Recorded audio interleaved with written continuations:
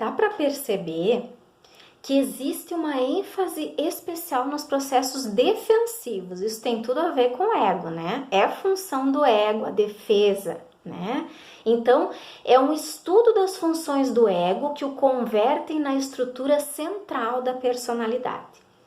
Ou seja, vai se estudar a capacidade de síntese, fortaleza, neutralização das energias sexuais e agressivas.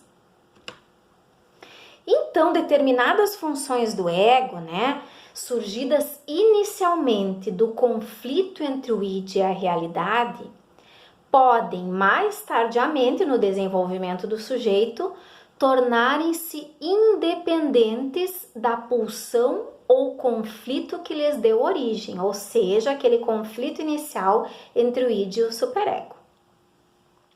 De tal modo, então, né, que essas determinadas funções do ego, elas alcançam uma autonomia que é designada como secundária.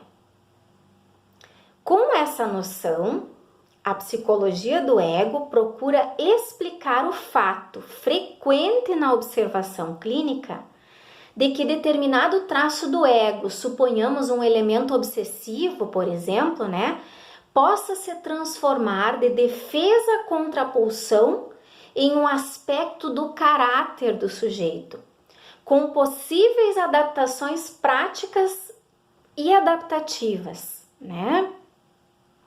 É o caso, por exemplo, da capacidade que o sujeito obsessivo tem de prosseguir uma meta através de sucessivas etapas, né? A gente já chama de neurose obsessiva, né? Só que esse sujeito, com a terapia, né, ele pode se tornar um sujeito extremamente determinado, que corre atrás do que deseja, prossegue, né? É determinado nas suas metas. Isso é próprio da neurose obsessiva. Então, um sujeito que estava em conflito, em crise, por conta da sua neurose obsessiva, com a terapia, por exemplo, ele pode conseguir alcançar uma persistência que lhe leva a alcançar metas. Então, é uma adaptação da neurose obsessiva da estrutura dele, né? Então, isso é possível através dessas funções egóicas. Existe essa possibilidade para qualquer estrutura e para qualquer psicopatologia. Ok? Então, vamos caracterizar essa área sem conflitos do ego. Isso tem que ficar claro, né? É um conjunto de funções que, em determinado momento, tem efeito fora do campo dos conflitos mentais. Então, Hartmann não se refere a uma província da mente cujo desenvolvimento está imune aos conflitos, não é isso? Mas ele está se referindo àqueles processos que em determinado indivíduo permanecem empiricamente fora da área do conflito mental. Então, desde o nascimento, para Hartmann, todo ser humano conta com uma dotação inata de funções. Esse, digamos que é o ego lá do início da vida do sujeito. São essas funções, essa dotação inata de funções. Ou seja, percepção, memória, motricidade, capacidade de síntese, de associação, etc. Essas funções, elas não guardam relação direta com as pulsões. Esta dotação é considerada como um importante instrumental auxiliar que o ego poderá utilizar para resolver os conflitos que se apresentam em sua relação com o id e com a realidade. Ou seja, o ego vai usar essas funções para se adaptar.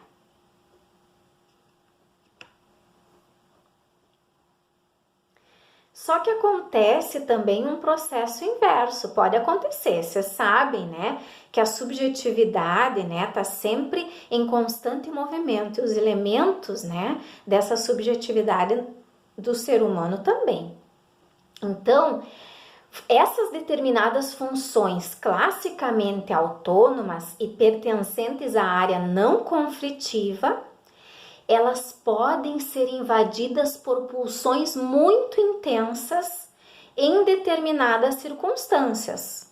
Lógico, né? Dependendo dos acontecimentos da nossa vida, isso pode acontecer, né? Então, o exemplo extremo seria o caso das alucinações, onde a função inicialmente autônoma da percepção sucumbiu ante a intensidade das pulsões provenientes de outras instâncias psíquicas.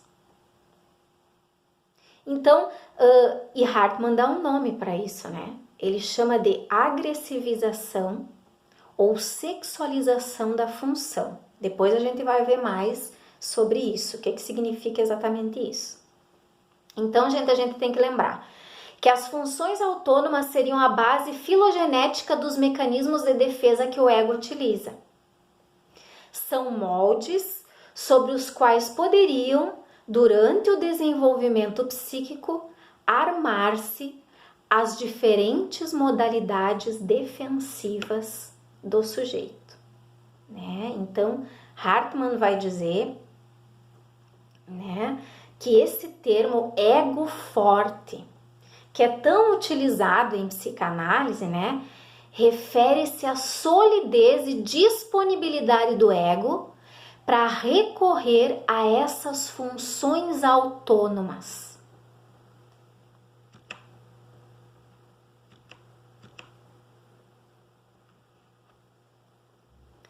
Então, gente, dá para entender já, né, qual o raciocínio de Hartmann, né?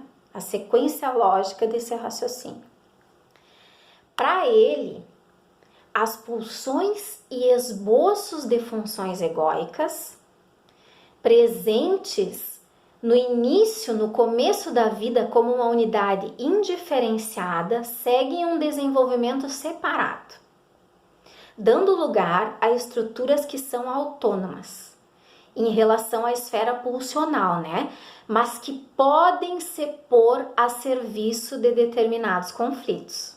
Porque, como a prof falou, a nossa subjetividade está em constante movimento. E depende das vivências do nosso dia a dia, as situações da nossa vida, como a gente vai lidar com elas. E vai ter que enfrentar, né? Então, a qualquer momento, elas podem, né, se colocar a serviço de determinados conflitos. E isso, como a prof falou antes, Hartmann chama de sexualização ou agressivização da função. De maneira análoga, é também possível que algumas funções nascidas como defesa contra determinadas pulsões liberem-se secundariamente do conflito que lhes deu origem. Dessexualizem-se e passem à esfera livre de conflitos do ego. Ou seja, podem acabar em uma função mais ou menos independente ou mais ou menos estruturada, pode chegar a se encarregar de diferentes funções como ajuste, organização, etc., como a prof deu o exemplo antes da neurose obsessiva, né? O sujeito poderia estar embebido em diversos conflitos relacionados, né, a essa estrutura obsessiva, mas depois da terapia, isso vai se transformando num traço de caráter que leva esse sujeito a ser mais organizado, a buscar com afinco as metas da sua vida.